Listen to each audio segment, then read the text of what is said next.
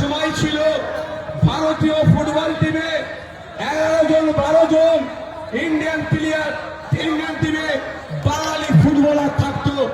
আর এখন এগিয়ে বাংলা বললেও ভারতীয় ফুটবল টিমে 1 থেকে 2 জন বাঙালিকে খুঁজে পাওয়া যায় না। সেই সময় ভারতের সব থেকে বড় ফুটবল টুর্নামেন্ট, বাংলামি টুর্নামেন্ট ISL কে দাপিয়ে বাড়ালো প্রতীক মন্ডলকে আপনাদের হাতে তুলে দিয়েছি। নির্বাচন করে আইনসভার মধ্যে পাঠাবেন, আইনসভার মধ্যে গিয়ে দলিতের কথা বলবে, আদিবাসীর কথা বলবে, হিন্দুর কথা বলবে, মুসলমানের কথা বলবে, কৃষকের কথা বলবে, ছাত্রের কথা বলবে, যুবকের কথা বলবে, পুরুষের কথা বলবে, মহিলার কথা বলবে, আমাদের কথা বলবে, বাংলার কথা বলবে। বাংলাকে এগিয়ে নিয়ে যাওয়ার জন্য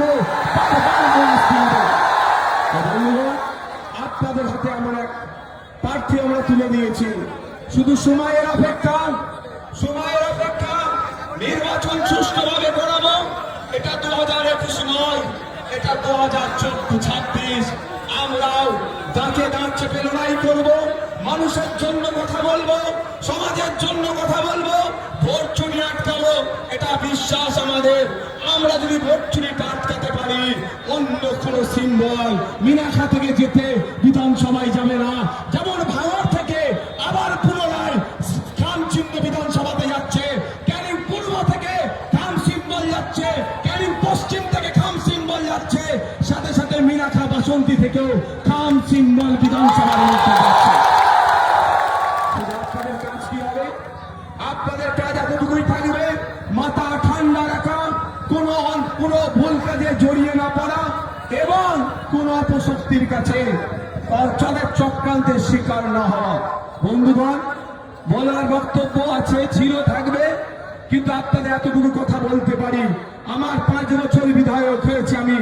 আপনারা একটু আগে গেলেই ভাঙড় বিধানসভা পড়বে, একবার সেখানে কানটা পেতে দেখুন।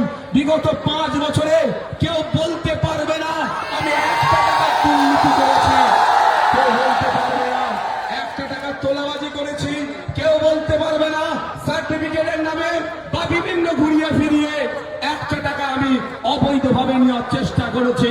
আমি বরঞ্চ 5 বছরে ভাঙড় নয়, রাজ্যে দৃষ্টান্ত তৈরি করেছি, যে দৃষ্টান্ত আজকে মিনাখার মানুষও গ্রহণ করছে। যে উদাহরণ ভাঙড়ের উদাহরণ মিনাখার মানুষও গ্রহণ করছে। আর কোনো কথা হবে না, প্রতীক মন্ডল এবার মিনাখা থেকে খাম চিহ্ন জিতে